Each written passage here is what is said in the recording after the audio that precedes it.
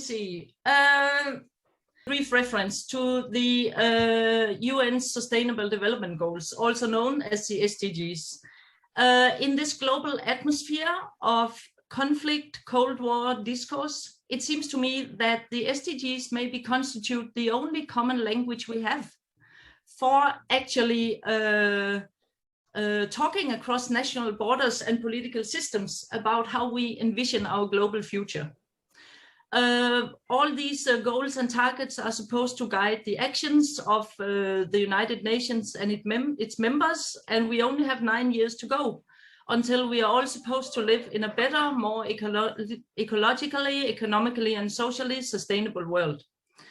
But of course, a lot of research has shown that we are way behind to make it, and I think often it can be quite good to remind ourselves, and especially our political leaders, that we are moving dangerously close to some of the most crucial planetary tipping points, also coined as the planetary boundaries, as quantitatively measured and shown in this graphic.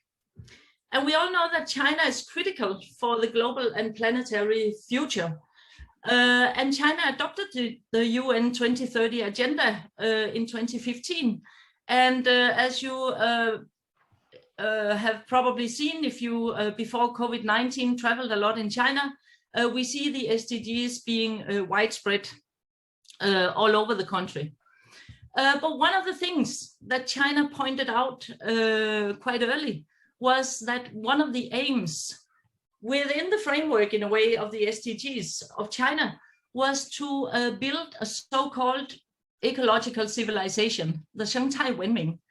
And you see here that Xi Jinping endorsed it in 2013.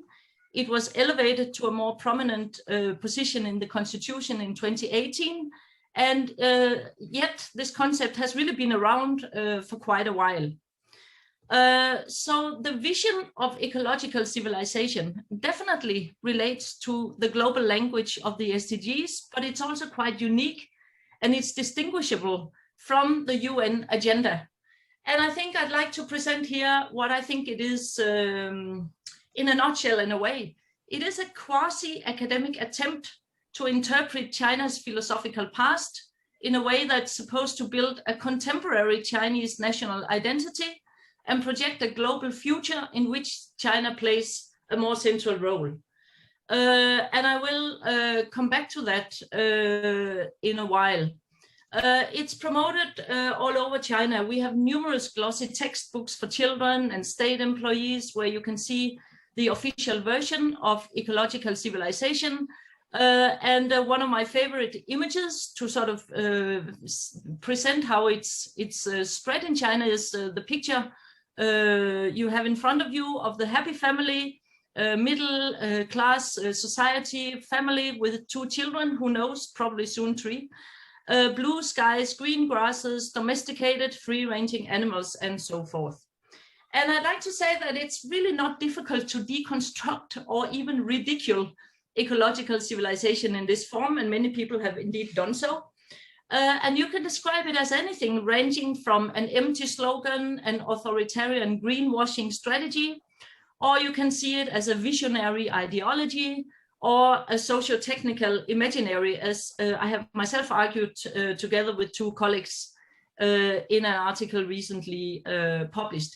So in a way, connecting to the 2 other keynote speeches that I was able to listen to on YouTube this morning while you were waiting for me, unfortunately, we can either celebrate the courage of a state to even just dare to formulate a universal vision of a sustainable future based in transcendent philosophical ideas, or we can point out that ecological civilization is simply too conveniently planted in the current global capitalist order and Communist Party nationalism to make any real change.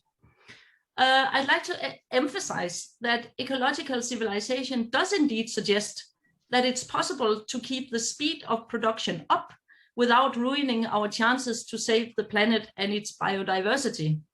And it does not engage with activists or intellectuals who call for instance, radical redistribution of resources among rich or poor areas, or even within China, or who have argued for degrowth. But what I was supposed to do in this presentation, which I'll just now shorten down a bit, is to point out a few aspects that have implications for the world beyond China. Two rather obvious ones, and then one which was a bit more speculative. First of all, again, I emphasize that ecological civilization really insists on the possibility of transgressing the chronic tension between economic development and human ecological sustainability. So the first aspects I was going to look into concerned China's policies. I see now I even managed to upload an old version here. Let's see. The first aspect was supposed to be how it's put into practice and implemented through policies in China, and we'll skip that because I guess most of you are quite familiar with that. But China has put in quite some efforts into developing its climate policies and its environmental policies also, of course. And that can be quite important. And I will come back to that in the conclusion. The other aspect that I wanted to bring your attention to is maybe more important currently, and that has to do with the global, the Belt and Road initiatives. And I know there's a panel after my talk looking into that, and I hope there will be some discussion about what does it actually mean that China is now trying to promote green, so-called green Belt and Road initiatives. This is very much debated, and I think it's something where we really need more research and we need more we certainly need more in-depth knowledge of what is actually going on in these projects. I think if China cuts down on coal plants at home, which it does, it really does not help to mitigate global carbon emissions if investments in coal plants are instead expanded abroad. That's quite obvious, and it's a simple and simplified version of the whole story, but it's still something that needs to be followed quite closely. The third aspect this is the more speculative one that I wanted to bring your attention to, and that has to do with the fact that I think ecological civilization, in a way, has taken on a life on its own.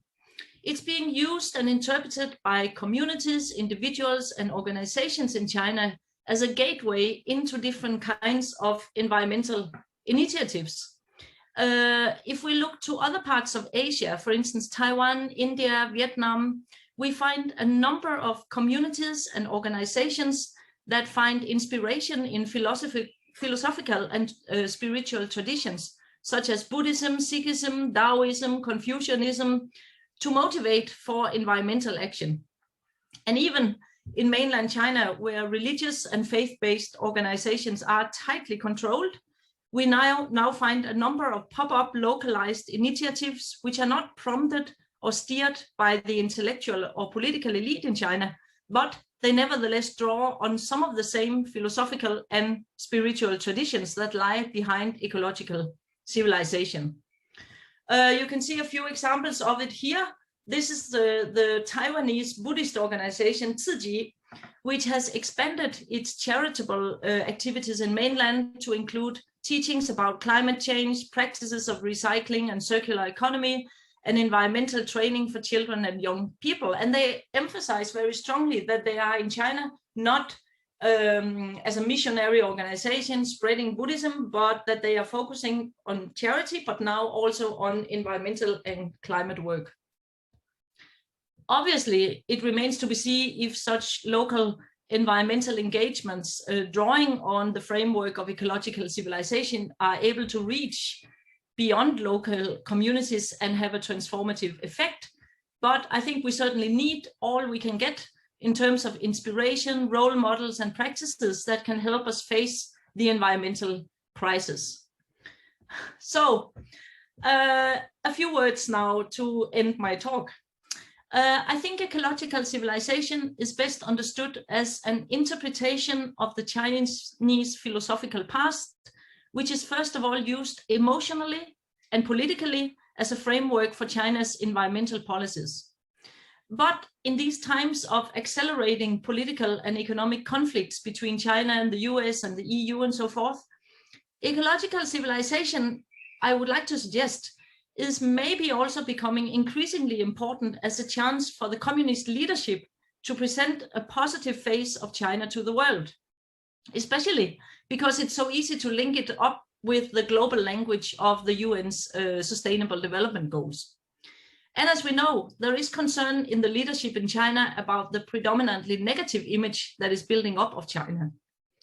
So ecological civilization can for sure be used for greenwashing and propaganda campaigns, but it can also be a language and a framework that supports much needed, much pressured Chinese civil environmental movements in their work. And finally, ecological civilization helps also, I think, to hold the Chinese government itself, along with the private sector, accountable for its actions related to the climate crisis, the loss of biodiversity and sustainability in the long run.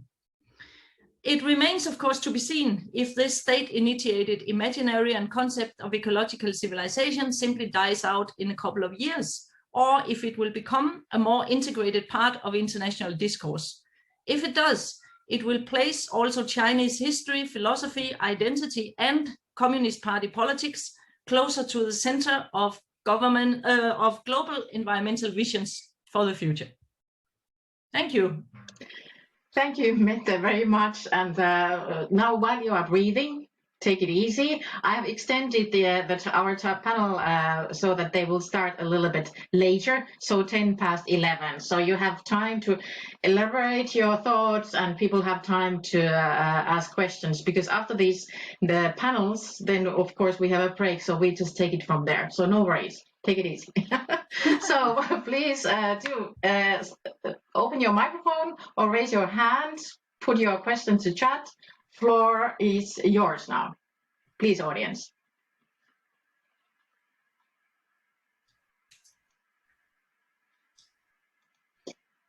If I use my chair's option now first, that when you're talking, Mette, it was really interesting discussion, as I've been following this ecological some disasters and good political solutions and talks in China for various years. Do you think that this greenwashing, is it targeted for a wider populace of China, or is it just to kind of get the support from the leadership, or to whom is it targeted? I mean, do the people, general Chinese people, do they understand what is this ecological civilization concept that you are explaining here? I take the last part first. Do people understand what is meant by ecological civilization? Certainly not if by ecological civilization we are referring to the long, complicated and numerous texts that are sort of giving very special and specific interpretations of Confucianism, Buddhism, Taoism, in order to create a kind of image that China has a more sustainable philosophical tradition, or they have more sustainable ideas about relations between human and the natural world, and these can be put into use in today's world. I mean, most people, of course, are totally unaware of this. But there's another dimension, of course, to ecological civilization, which I was trying to show also in the presentation, and that is that it's really promoted very strongly through textbooks in schools, through campaigns, through posters, billboards, TV shows, and so forth. And even though people may not necessarily use the term 生态文明, because it's a rather specific term, they still, if they are environmentally engaged and, for instance, have an organization that works with environmental topics, they still can use it as a kind of framework, because it's known that it's acceptable and necessary in China to do environmental work. So in a way, because you have this, you don't only have sort of specific environmental policies, you have an overarching ideology or imaginary of ecological civilization. And that, in a way, I think, opens up the space for people to use it in very different ways. the greenwashing part is a little bit different. I don't think there's a conscious strategy of now we want to greenwash. I think greenwashing is something that happens in any place, and certainly in Norway also, I have to say. It happens everywhere, and it happens in many different, it's not like a one strategy of how to greenwash. Yeah, thank you very much. Now we have two comments. I didn't see the order, but anyway, Fredrik Fellman, please. I think Morawan was first, actually. Okay, sorry. Morawan, one luck. Yes. Good morning. Thank you very much for the great presentation. And I am very interested and also agree with you, especially the Chinese government is also have the expanding this ecological civilization abroad. I would like to ask you if you could share your opinion in the aspect that whether ecological civilization or the Green DRI is being used by the Chinese government as a tool of soft power. And I mean, this kind of ideology is also being discussed in relation to the aspect that is related to the Confucius idea and people living in harmony and etc. How do you see it in relation to soft power? And just to add on this, do you think countries along the Belt and Road will be convinced or see China as alternative model of environmental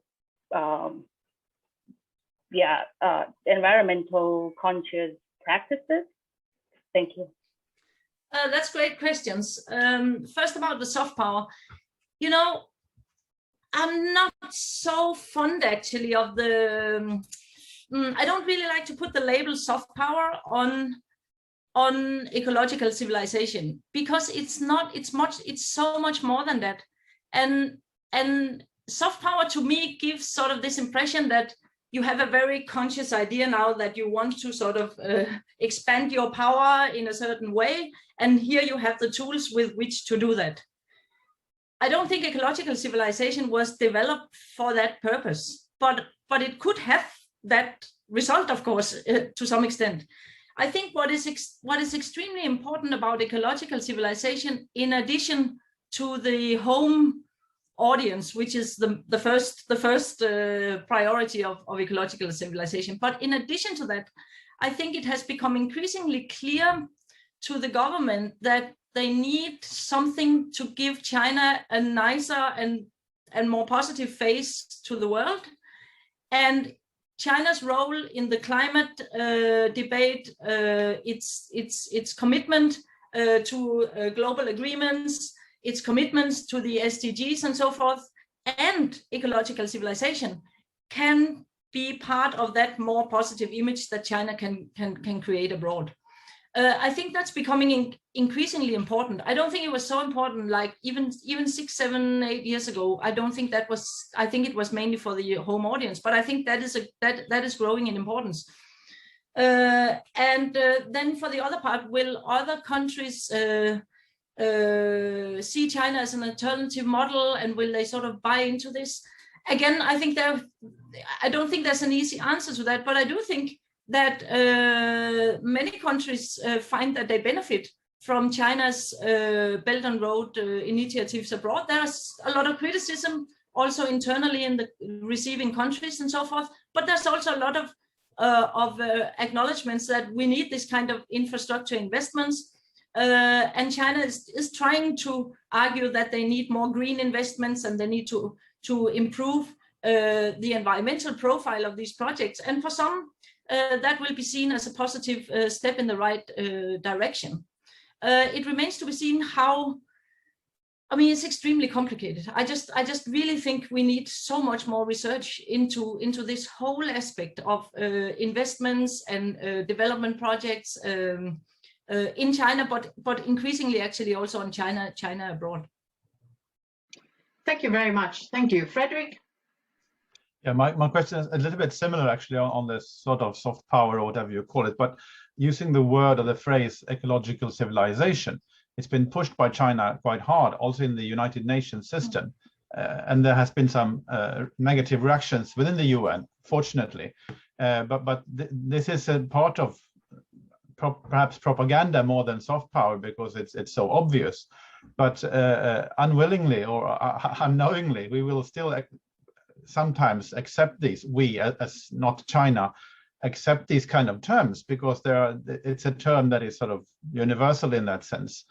And this is a danger that unconsciously sort of supporting something that is just an empty phrase in many cases. I mean, this is an aspect of the soft power, that is unconscious propagandistic message that China is trying. I mean, there are various reasons for promoting this concept. I'm sure you're right about that, but there's always this propagandistic aspect. It's certainly possible to put the full focus on the propagandistic aspect, and it's certainly also fully possible to say that, at least in some contexts, it's just an empty phrase, as you said, and it's dangerous because we just accept it and so forth.